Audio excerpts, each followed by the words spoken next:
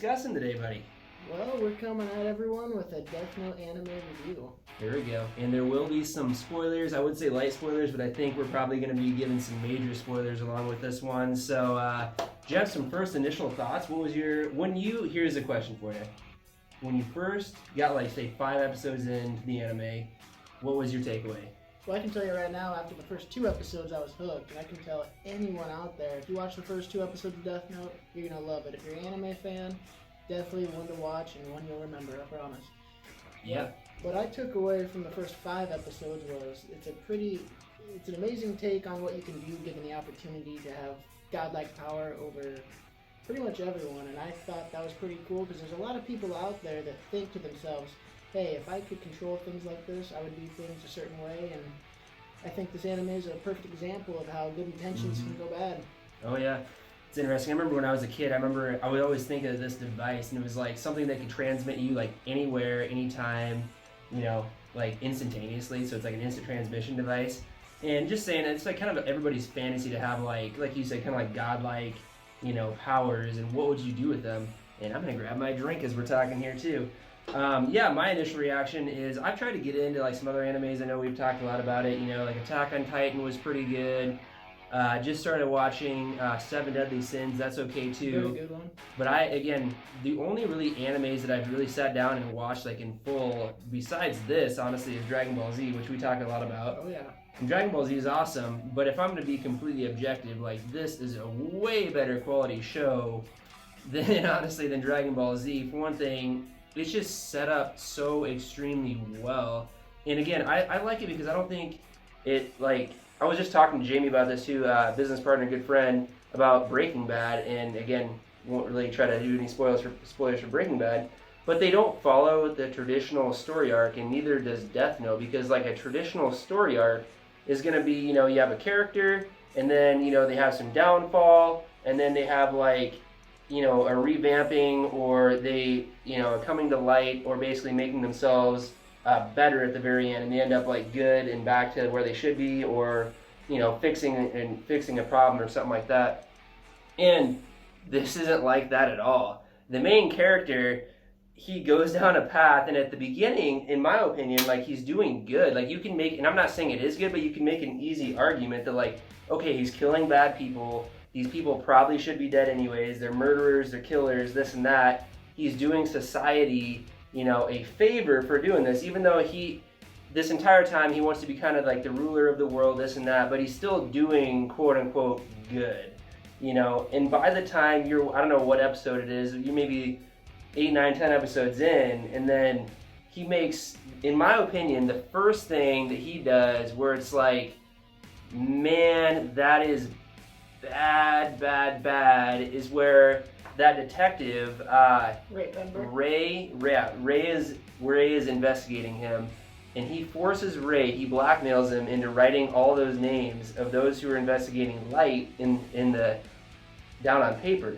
So then he's going to go after all those that are investigating him too. Before that, again, he was just going after criminals, this and that, and now he's going to strictly go after people that are trying to arrest him, and that is where it turns the corner for me, and where he goes from like being a decent human being, still you can make that argument, to being just, he's a piece of crap. He goes from being a hero to more of an anti-hero, in my opinion. Like a villain / hero, still trying to do good, but being a little bad with it.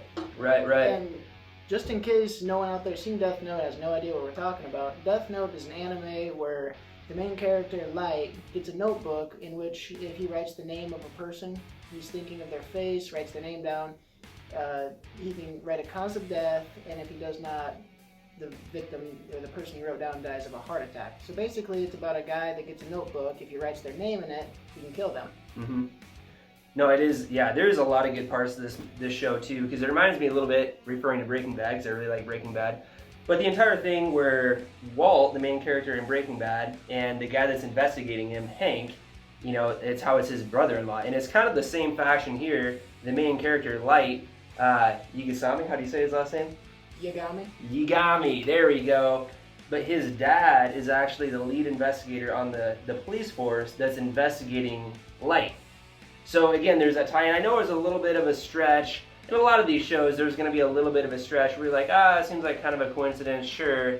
But you got to remember, that's why it's a show. That is why it's a show, because otherwise it wouldn't be interesting whatsoever. But there's always that constant tension there, and it's just like it was in Breaking Bad. It's even when there's maybe a down episode or two, it's like, is Hank gonna figure out that Walt is the one that he's been looking for this whole time? And that's even in here. Maybe if there's a down episode or two, the entire, most of the series, it's like, is the dad gonna figure out that Light is the one they're looking for? Are they gonna realize that he has Kira? There we go, Kira. So there's always that constant underlying tension, in my opinion. So, random thing. Want to talk real fast? Oh, hold on. I like random things. Go ahead. Yep. Those are the best kind of things. Yeah. Go ahead. I was just saying I like random things. I like it. So we're not going to talk much about the Netflix adaptation here, but I just wanted to touch on it. Did you know that actually William Dafoe is the main voice actor for Ryuk in there? Isn't that the guy that played the main Spider-Man? Yeah, Spider-Man, yeah. Yeah. So even like the classic thing, I was looking online here before this, and even William Dafoe could not save that piece of crap garbage movie that I got about 50 minutes in and couldn't finish. So did he ever say anything about watching the actual anime itself, or? I have no idea. I was about to say, is there a reason why I didn't like it, or? I thought there couldn't have been like a better. Again, I don't want to say anything good about the movie because I didn't really like it either. Right. But there wasn't a better person that could play Ryuk aside from the actual voice actor Brian Drummond in the anime.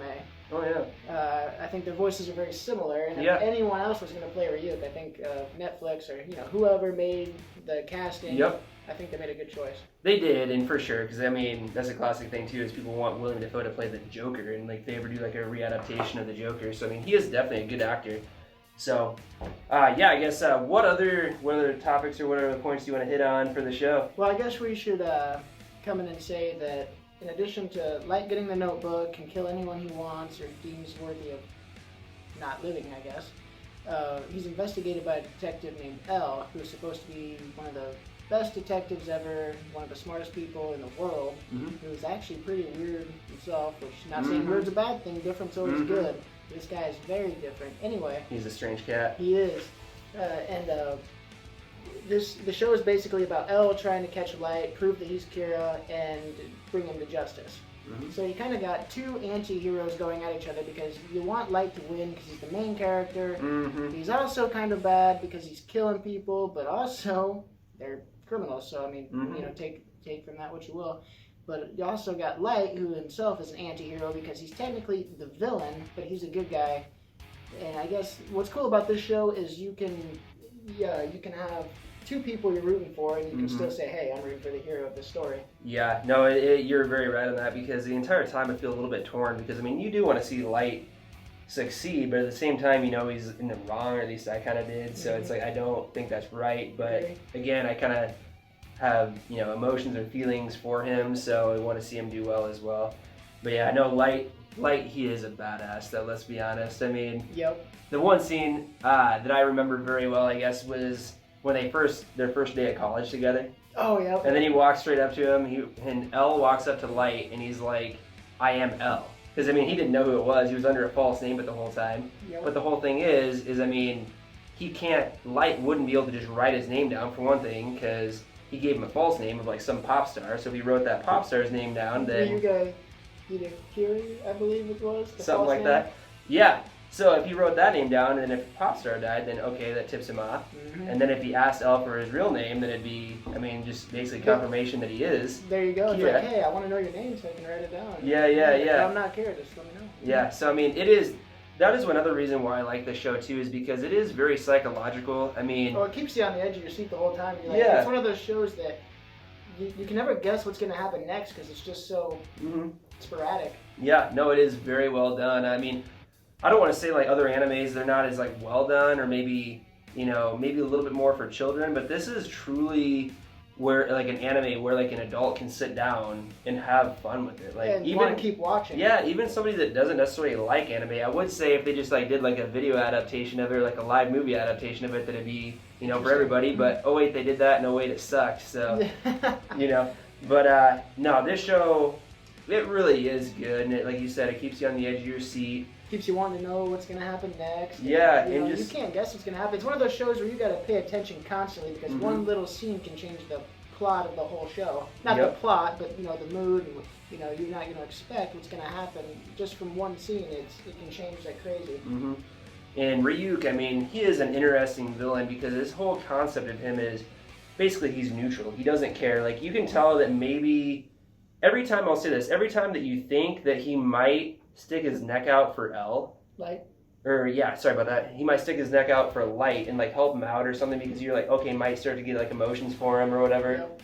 He just does not care. No. Like he is so neutral. Like when all this is going on, even at the very end of the show, when everything's breaking down, I mean, he told him, Ryuk told Ryuk told Light at the very beginning that he would write his name down in the death note. Yeah, at the very end. And I mean, spoiler alert, it happens.